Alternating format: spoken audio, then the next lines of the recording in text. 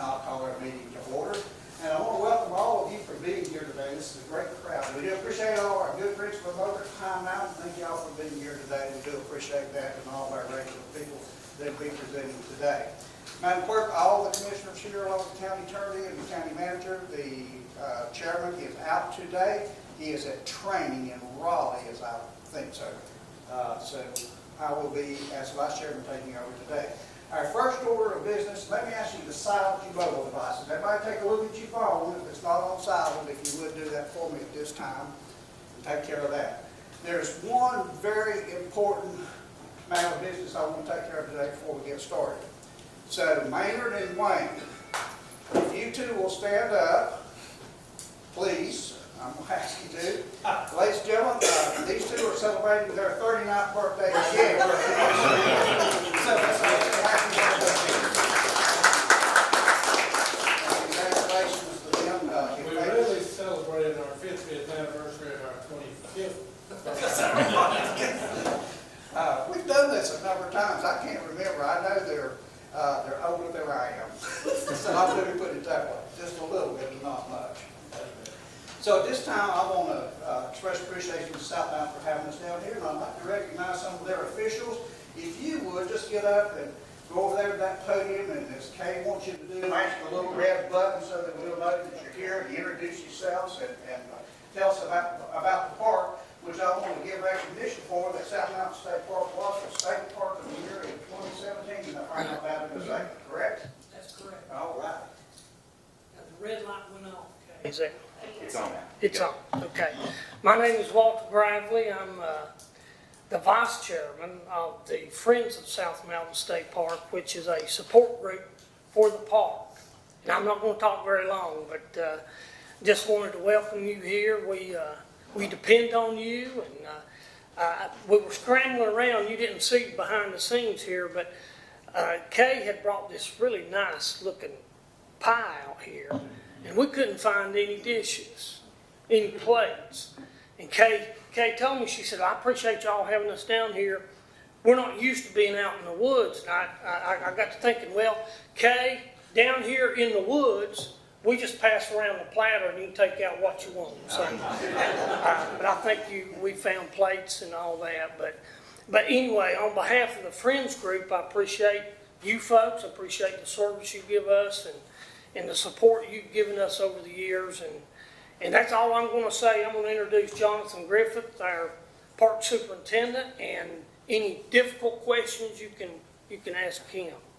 So Jonathan, just come on. Sure, Doc.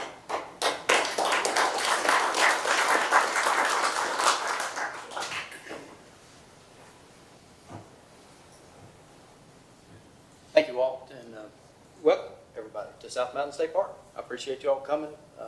Been a long time in coming. I've been here for 12 years, and you guys haven't been down here, and that's a shortcoming on my part for not inviting you. So, thank you very much. Welcome. I hope you come back anytime.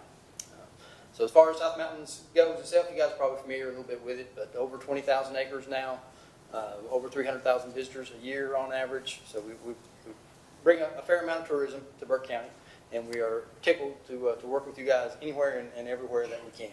I'd like to give a special thank you to our Friends group that provided the snacks and everything. Also to Mr. Bryant Lindsay, who provided the fine maps and stuff out there that I think you'll get a chance to look at a little later on, having to do with the Over Mountain Victory Trail. But anything that we can do for you guys, you just let us know. And I hope you will all come out to our little celebration that we're having for being the Park of the Year and for topping 20,000 acres, the first state park to do so, and for the grand reopening of our Chestnut Knob Trail that we pretty much completely had to rebuild after the fire. And how many people came last year? 300,000 people. 300,000. And so we'll be having that on April 20th. You guys should have gotten an e-invitation by now. If you didn't, please let me know, and I'll get your name on the list, and we'll do that for you. But 11 o'clock on April 20th, we'd be tickled to have you out here for that little celebration. Anybody got any questions? I just have one. Is it true that we get to pick out any site we want to build a house on? Oh, sure. Yeah. That's the next We got 21,000 acres here, and not hardly an acre that's flat enough to put a house on. Anything else? Appreciate you having us. You're welcome. Thank Come you, back and see Jonathan, us. so much. We do appreciate that. Thank you.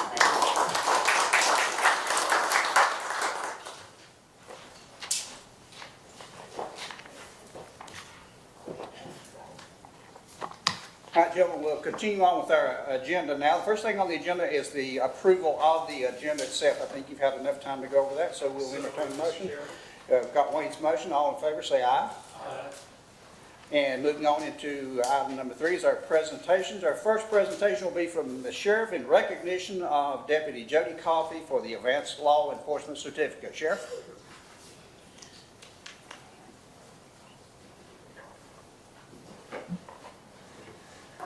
Thank you, Mr. Chairman, and I tried to get in on the snacks. All I saw was Paul eating the last snack, so I didn't get anything.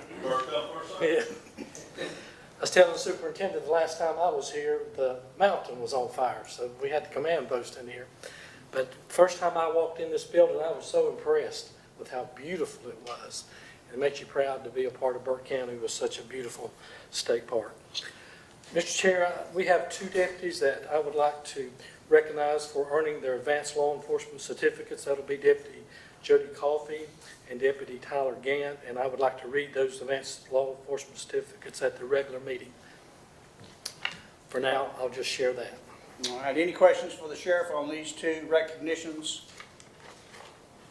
All right, without objection, these items will remain on the agenda. That'll be item number 1 and item number 2. Third item is sheriff recognition of the Burke County jail staff. Sheriff? Yes, this is something that I wanted to read a letter, and it's short, so I will read it here to pre-agenda if you don't mind. Go ahead, sir. On Tuesday, February 20th, 2018, North Carolina State Jail Inspector Roger McCoy completed a semi-annual inspection of Burke County Jail. After completing the inspection, Inspector McCoy sent the following email. Lieutenant Huntley, who's the lieutenant at the jail, downtown jail. It was a pleasure seeing you Tuesday, and I appreciate the hospitality extended to me during the semi-annual jail inspection. I'd be remiss if I didn't take a moment to commend the efforts of you, the sheriff, and that of your staff, and most notably during 2 events. During the inspection itself, when I find a jail that is clean, quiet, controlled, and inmates who don't complain about anything, that, sir, is notable. Also, when the jail administration has all the needed documents ready available and every item is up to date, it saves precious time and frustration for everyone. During the review of rounds, after 30 years in the sheriff's office and primarily in the jails, I can assure you this is one of my few pet peeves.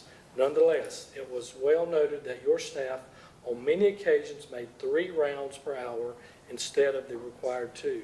With the upcoming rule changes as they now stand, your staff are well on the way to compliance.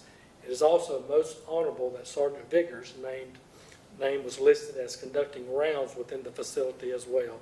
To me, all these are signs of great leadership. I, as the jail inspector, don't have the opportunity to convey positive attributes on all our reports. However, my gratitude is extended to you, the sheriff, and to definitely your staff for making the lives of the inmates less stressed, the officers' conditions more pleasant, and my job just plain easier. Keep up the good work, Burke. Best regards, Roger McCoy, Jail Inspector. And I wanted to read that because many times the jail staff are unnoticed. They stay behind closed doors, obviously, and out of sight of public. It is very rare for any jail to ever get a perfect inspection. The last 3 of the 4 jail inspections in Burke County Downtown Jail have been perfect. So I wanted the commissioners to be aware and the public of what great detention officers and leadership we have at the jail. Thank you, sir. Any questions for the sheriff? All right, without objection, this item is going to remain on the agenda with a motion to recognize Lieutenant Greg Huntley, Sergeant Bill Vickers, and the entire staff of the Burke County Jail for their exceptional work that they do in maintaining the Burke County Jail to the highest of jail standards. Chairman? Yes, sir. Mr. Chairman, comment allowed? Yes, sir. I just think we ought to do an attaboy applause for that, even here at this. Quite an honor for the sheriff. All right. Yeah. Let's You'll do lead that.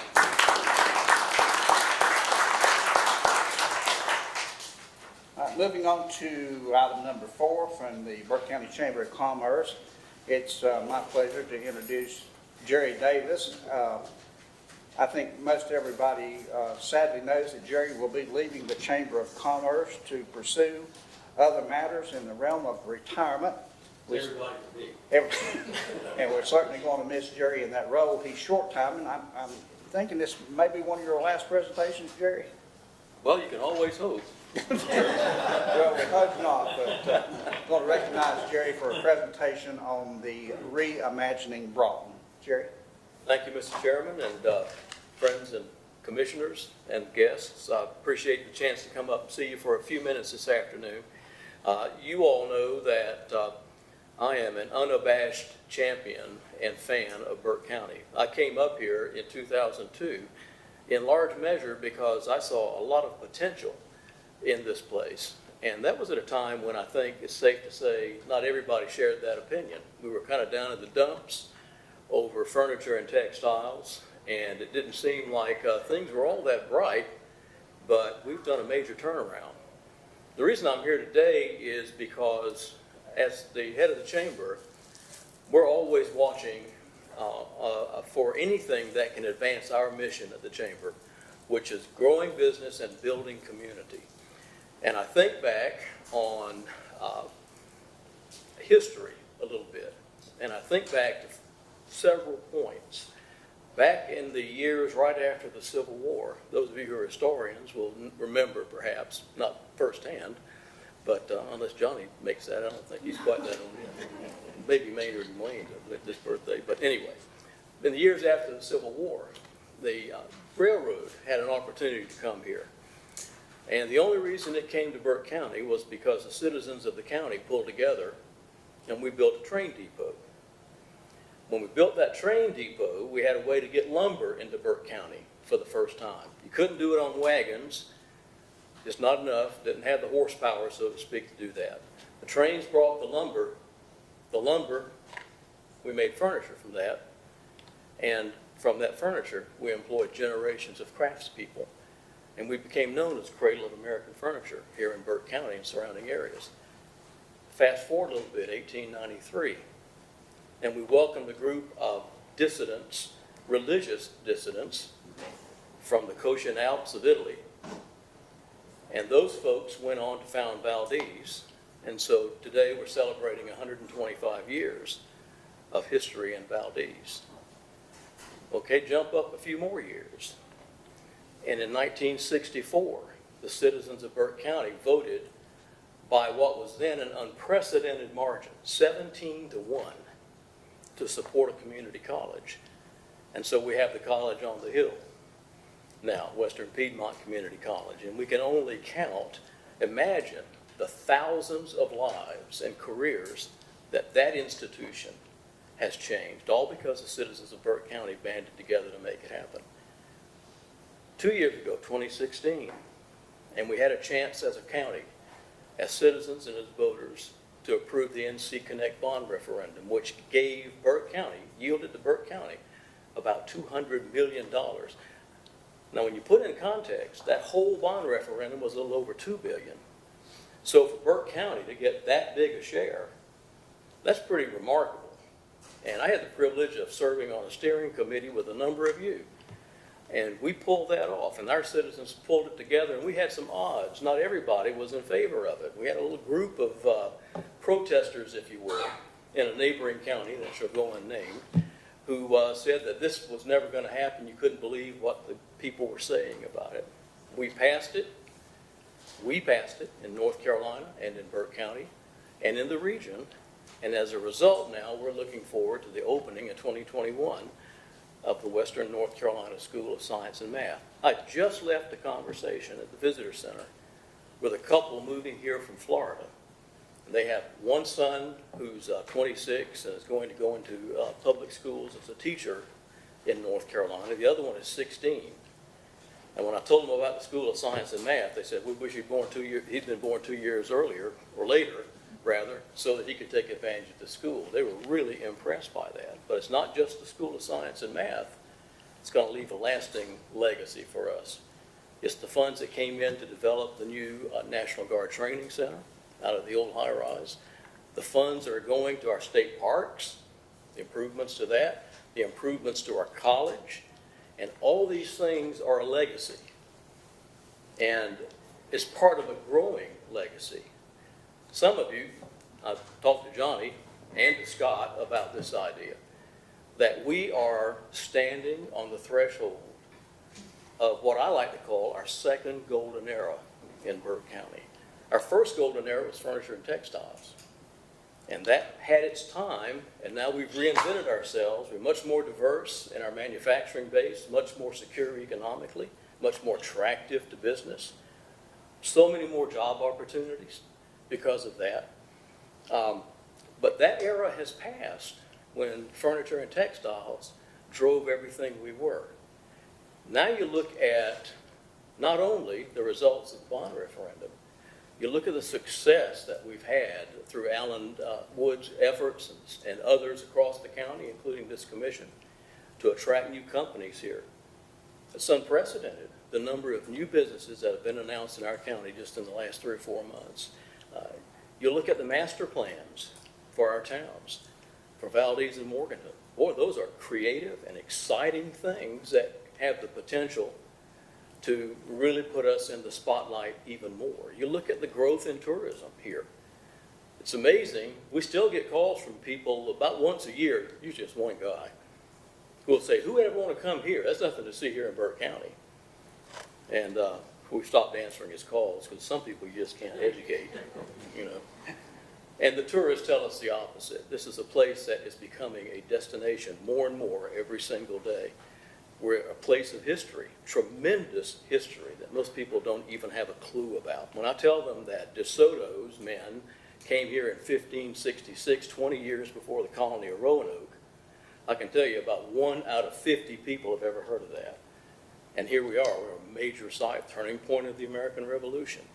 So tourism is growing. Our school system is in the top quartile of North Carolina and climbing every single day. Our community college is doing great things, new programs. I was at the cosmetology school opening and the mechatronics opening. It's almost too much to put down on paper and to comprehend. There's that much good stuff going on. Having lived in a couple of small towns before moving here, I can tell you that any of those towns, and they were all wonderful places, would have given their eye teeth for any one of the projects that we have on the horizon. But we've got this whole list of stuff that's going on here.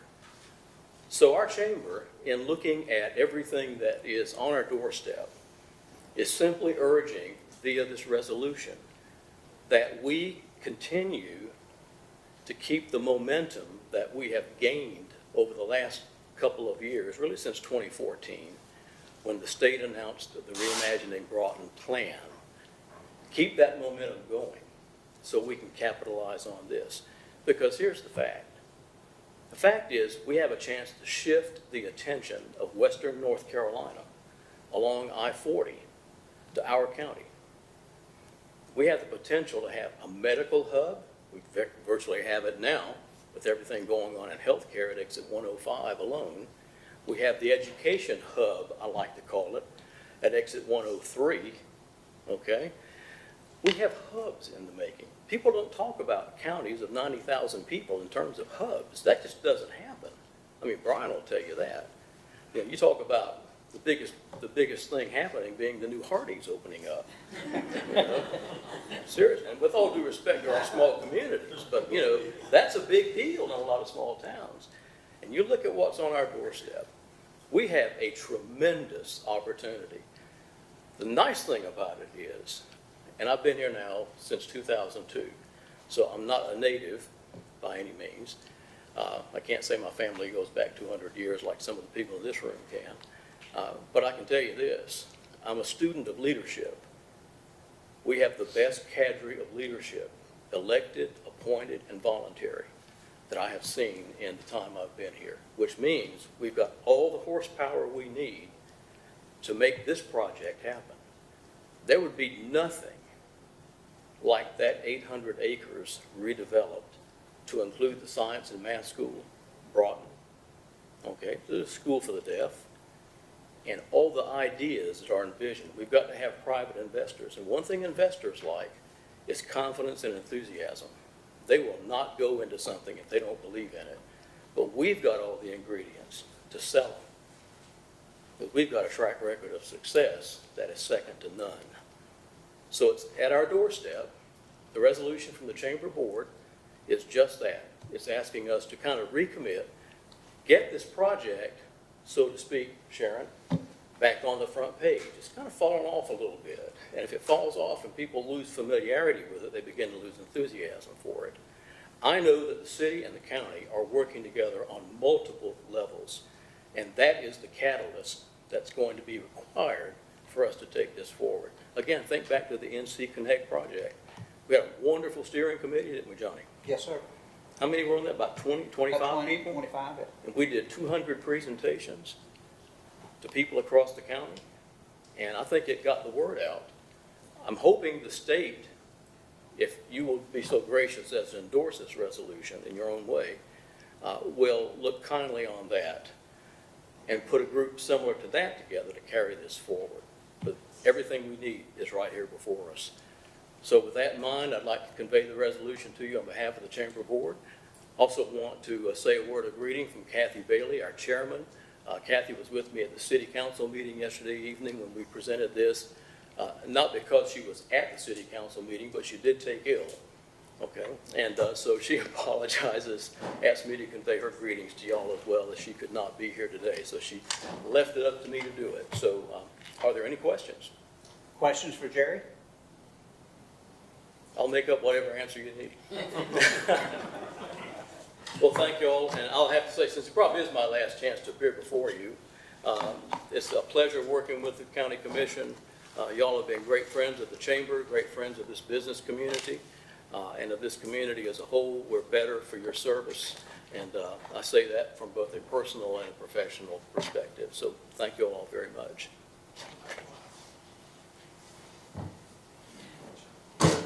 Thank you, Jerry, for that eloquent presentation, and again, we're going to miss you very, very much. Gentlemen, we have two options on this resolution. We can have a motion to accept it as presented, and/or there's no further action required, and it doesn't need to be on the regular agenda.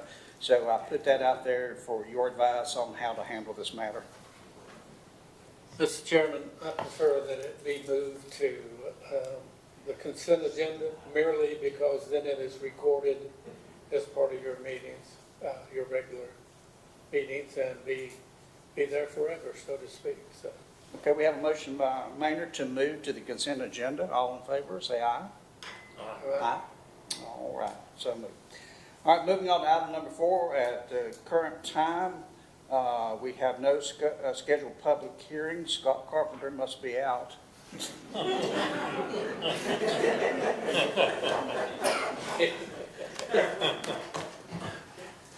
Moving on to item number 5, our consent agenda. Item number 1 is an appointment to the Juvenile Crime Prevention Council. Madam Clerk.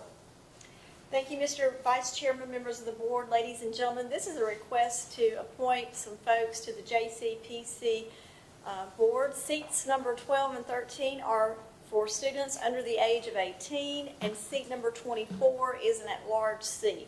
All 3 of these seats are vacant at this time. Seat number 24 has not been utilized in the past, and we have received applications from Brooke Matthew, Jaylene Gilbert, and Mackenzie McNeil. The term of appointment for seat number 12 ends June 30th, 2019. Seat number 13 ends June 30th, 2020, and the term for seat 24 ends June 30th, 2018. Appointment of these 3 ladies to the Juvenile Crime Prevention Council is recommended by the JCPC chair. Questions for Kay, gentlemen? Mr. Chairman, no question, but just a comment. I met these 3 ladies after our meeting and very impressed. They were very polite, very mannerly, and very enthusiastic about serving on the board. So I would second that they would be a good choice to fill these vacancies. All right, any other comments? Thank you, Maynard, for those comments. Without objection, this item will remain on the agenda. Item number 2 is reappointments and removals to the Burke Senior Center Advisory Council. Madam Clerk. Thank you, Mr. Vice Chairman. This is a request to reappoint Michael Queen to seat number 1. Barbara Houston fills seat number 4, and George Ollie to seat number 7. All their terms end March 31st, and all 3 members desire reappointment. Krista Francesco in seat number 2 has moved out of state, and Richard Eby, seat number 9, resigned. So we're asking that these 2 names be removed from the official roster and thank them for their service. Questions or comments for Kay? Hearing none, without objection, this item will remain on the agenda. Moving to item number 3, removal from the Council on Aging. Madam Clerk? Thank you, Mr. Vice Chairman, members of the board, ladies and gentlemen. This is a request to remove Stephanie Norman, our Register of Deeds, from the Council on Aging. She's currently in seat number 4. She submitted a resignation to me and to the Aging Chair on March 22nd. So we would remove Stephanie's name from the roster and thank her for her service to the community. Questions or comments for Kay on this matter? Hearing none, without objection, this item will remain on the agenda. Moving to item number 4, Community Development, Partif Grant 2017-18 on the Fonta Flora State Trail, presented by Scott Carpenter, Deputy County Manager and Planning Director. Scott? Thought you were going to escape me, didn't you? Yes, I did. Well, I figured 7 items in last month wasn't enough, so we're back for one more. This is what we're seeking is a motion to approve the basic facts and assurances for the 2017-18 North Carolina Parks and Recreation Trust Fund grant application. Last month, I presented a $500,000 grant that we are applying for to put a boardwalk all the way across the Linville Dams, and part of that will also be to connect where our other STP GDA grant ends. And so we have to do a facts and assurances on that, and we'll be using the Partif grant in order to match the STP DA grant. So I'm happy to answer any questions you all might have on this. Questions for Scott? Scott, I've asked you this question before, and I forgot the answer, so I'm going to ask it a second time. All right. How does the state PARTF grant money allowed to be counted as local money, so we don't have to match it? So how does the... So it's not exactly being counted as local money, it's just being counted as a match to federal dollars. So we're requesting that the state match our federal dollars. But it does says the grant will require a $100 match, right? 100,000, excuse me. Well, it's a $500,000 grant, $400,000 of that will be federal money. Our part of that is $100,000, so we're asking that the state give us a grant to pay that part of the grant. And the state is agreeable that if you get it from another department of state, it's considered a legal, okay, matching. That's right. grant. So we're already doing that on an existing grant for $854,000.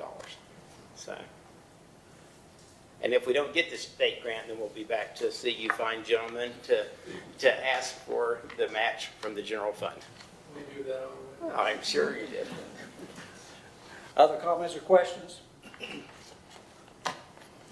All right, hearing none, without objection, this item will remain on the agenda. Moving on to item number 5 from the County Manager, the proclamation declaring May the 3rd, 2018 as National Day of Prayer. Mr. County Manager?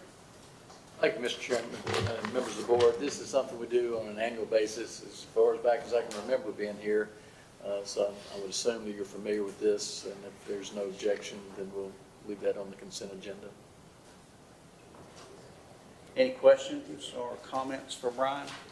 Amen, and thank all of you in advance. Amen. And I would encourage everyone to please meet on the courthouse square. Wayne, if I remember correctly, all of us were there last year. And I would encourage us to do the same again to support the National Day of Prayer. Okay, hearing any other questions or comments? All right, hearing none, without objection, this item will remain on the agenda.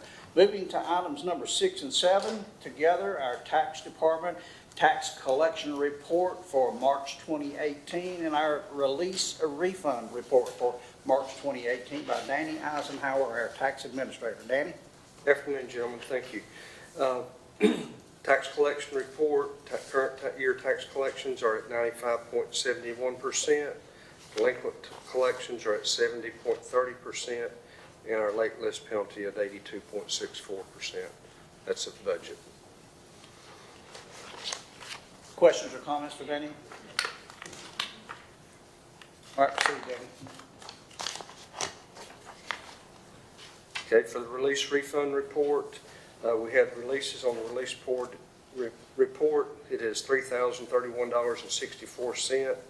We had $68.83 rebuild, which gives us a net release of $2,962.81. We had refunds in the amount of $597.89, and the VTS, the vehicle adjustments, refunds in the amount of $126.38. Any comments or questions for Danny on the refund report, I mean, release report? Mr. Chairman, I just have one. Danny, I don't have a particular question about any individual or in just a department, but do we have a level where we don't spend all this time and money and mail costs? If you owe, I know there's several in here under $10, one was 11 cents. Do we still have to send out cards for 11 cents, or is there does any county have a level where they tag it on to the next year? We do have a methodology to put it on to the next year, but that's much more involved than what Burke County wants to. It's going to cost us more to do that than it is to make the refund. We do have a $1 minimum. If it's under $1, then we do not do a refund. Okay, they don't get a refund. Right, if it's under $1. So we request, if it's under $1, we still request that they owe us, right? No, it goes either way. Okay. Thank you. Any other questions? Danny, I want to go back to, you said we collected 95.71. Is it not true, though, that on the property tax, we've collected 98.97% on property tax itself? That's correct. Yeah. That is a combined total between motor vehicles and property tax. That's on par with what we did last year, is it not? Maybe a little better? Right there on it, I've got the numbers at my desk, but I do not have them in front of And me. we have done advertisements, correct? Yes, we have. Any other comments or questions? Hearing none, and without objections, item number 6 and 7 will remain on the agenda. Moving on to our items for decision, the first item up is appointments to the Veterans Service Board. Madam Clerk? Thank you, Mr. Chairman, members of the board, ladies and gentlemen. This is a request to reappoint Larry Britt to the Veterans Service Board for seat number 1. He served already and is willing to serve another 3-year term. The second part of this is to find a replacement for Bambi Watkins, who formerly occupied seat number 2. She is not seeking reappointment at this time, and we have several applications in your agenda packet for consideration. All these applications have been vetted by the Veterans Service Officer and are eligible for appointment. Questions for Kay on this matter? Gentlemen, we have 3 applications. I would encourage you to take a very close look at the 3 apps we have for that second seat, because we'll have to make a decision on one of those. Any other comments or questions? Hearing none, without objection, this item is going to remain on the agenda. Item number 2 for items for decision, the county manager is request RFQs, request for qualifications for the courthouse additions. Mr. County Manager? Thank you, Mr. Chairman. Members of the board, as you know, we're in the process of building a new jail, and in order to make that operate efficiently, we need to redo our Sally Port to take a DOC-sized bus to minimize the number of trips back and forth from the new jail to the courthouse. And in doing that, we would like to go ahead and have a private elevator that would serve that group of people that are coming for trial. Right now, the way the courthouse is configured, the sheriff's staff have to walk them up stairways that are open to the general public, and there's the opportunity for them to come into contact with the victims or victims' families, or actually their families, and for all kinds of unpleasant things to ensue. So this is a means of addressing a security issue and, again, improving the efficiency and the movement of people from the new county jail once that's completed. We've solicited, we had 5 responses, You see how they were scored. The evaluators were myself, Paul Imes, our county engineer, and our chairman, who is also an engineer. So that gave you a pretty good spectrum of people to review and come up with independent. We did the scoring independently by ourselves, so they weren't done as a body.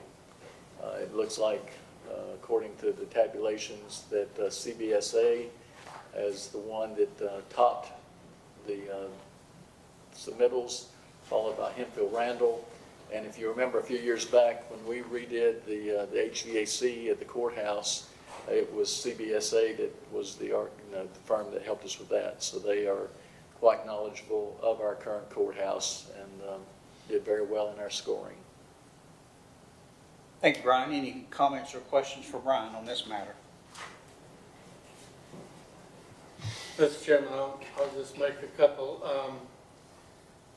This is was included with the prospects of building the one next to the courthouse.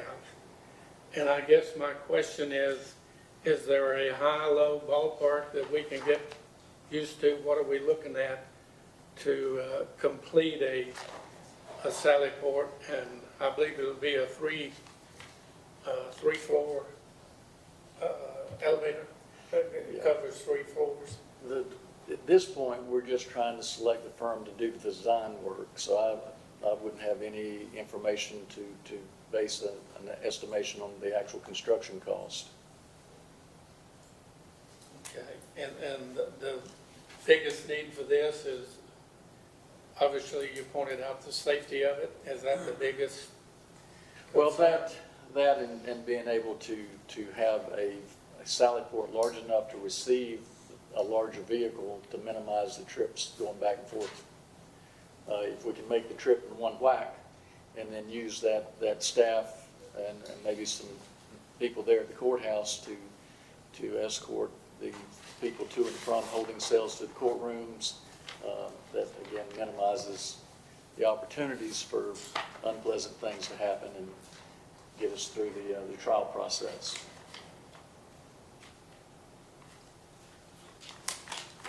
That's all I'll ask at this time, Mr. Chairman. Okay. Any other questions? All right, hearing none, without objection, this item will remain on the agenda. Gentlemen, moving on to our reports, I'd like to remind you that all your regular reports for the meeting agenda packet are needed to be in Kay's hands no later than Monday, April the 12th. Is there any other discussion items that needs to come before us at this time? Hearing none, that will set. Yes, sir. I'm sorry. Go ahead. Just reminding me, gentlemen, we've run into a hiccup with the emergency management building, and we'll need to add that item to the actual agenda for decision. The contractor or the provider of the metal building has told us that he cannot go forward with the contract, that metal prices have gone up, and we're going to need to redo that and bring this back to you for decision. If I remember correctly, they are now only guaranteeing a price quote for 7 days from the day they make the quote. And obviously, we couldn't have acted that quickly from the time they gave us the last quote to where we are now. So that will have to be gone back through the informal bid process. The plan is for that bid to be received on the Friday before your actual meeting, so it will be within the window. And hopefully this gets this to an end as far as coming before the board. I'm sorry to have to trouble you with this, but we couldn't foresee what happened with the tariffs and things like that. So I apologize for any inconvenience, but this is what we need to do. So you want to add that onto our regular meeting on the 17th? Yes, sir. And we'll have some additional information that we'll get out to you. And again, we will receive the bids on the Friday before your actual meeting on Tuesday. So it'll be that quick. It gives us enough time so the prices won't go up. Well, they only guarantee their price for 7 days from the day they give it. And some of them are getting a little bit weak-kneed when you do that. This is beyond our control, I'm sorry. Any other comments or questions for Brian on this matter? All right, without objection, we will add that to the 17th. Madam Clerk, do you have that down? All right, and that will set our agenda for the 17th. With nothing else, anybody have anything else to come before us? Hearing nothing else, I'll entertain a motion to adjourn. We stand adjourned.